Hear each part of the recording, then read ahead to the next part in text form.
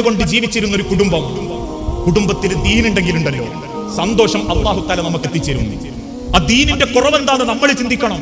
ഇന്ന് ചില മാതാപിതാക്കൾ സങ്കടപ്പെടാറില്ലേ? മക്കള് സംരക്ഷിക്കുമെന്ന് ഉറപ്പില്ല, ഇരിക്കുന്നൊന്നും എന്നെ നോക്കൂല.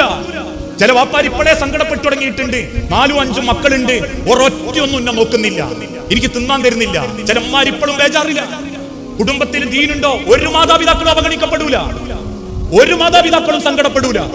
കാരണം ഇതേ ചരിത്രത്തിന്റെ അവസാനം മറ്റൊരു ചരിത്രമുണ്ട്. ഒരു ദിവസം പൂർണ്ണമായി കിട്ടിയ നല്ലൊരു റൊട്ടിയുമായി അലി റളിയല്ലാഹു അൻഹു വീട്ടിലേക്ക് വരുന്നുണ്ട്.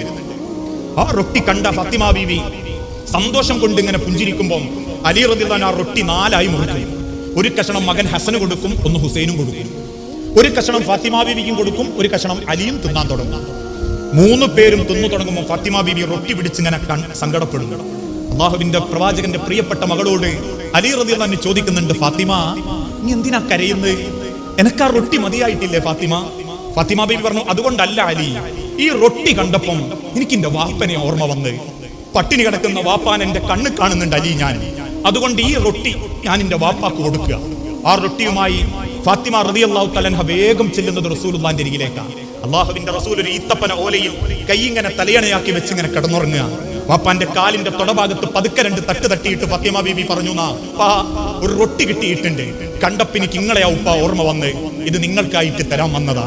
അല്ലാഹുവിന്റെ റസൂലുള്ളാഹ് എഴുന്നേറ്റിരുന്ന ആ റൊട്ടി ഇങ്ങനെ വാങ്ങി ആ റൊട്ടിയിലേക്ക് നോക്കിയിട്ട് പുഞ്ചിരിയോടെ പറയും, മോളെ ഫാത്തിമ, 3 ദിവസങ്ങൾക്ക് ശേഷം നിന്റെ വാപ്പന്റെ വയറ് കാണുന്ന ആദ്യത്തെ ഭക്ഷണാണിത്. 3 ദിവസമായി മോളെ ഞാനും ആയിഷയും പച്ചവെള്ളം മാത്രമേ കുടിച്ചിട്ടുള്ളൂ.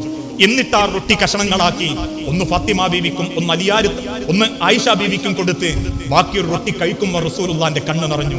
ഫാത്തിമ ബീവി ചോദിക്കുന്നുണ്ട്, വാപ്പ എന്തിനാ നിങ്ങൾ കരയുന്നത്? അല്ലാഹുവിന്റെ റസൂൽ ആകാശത്തേക്ക് നോക്കി പറഞ്ഞു, എന്റെ ഉമ്മത്തിനൊരു കാലം വരും, അന്ന് ഭക്ഷണം അവർക്ക് കൂടുതലായിരിക്കും, ആർത്തി പിടിച്ചവര് ഭക്ഷണം തിന്നും, ആർത്തി പിടിച്ചവര് ഭക്ഷണത്തിന്റെ പിന്നാലെയോടും.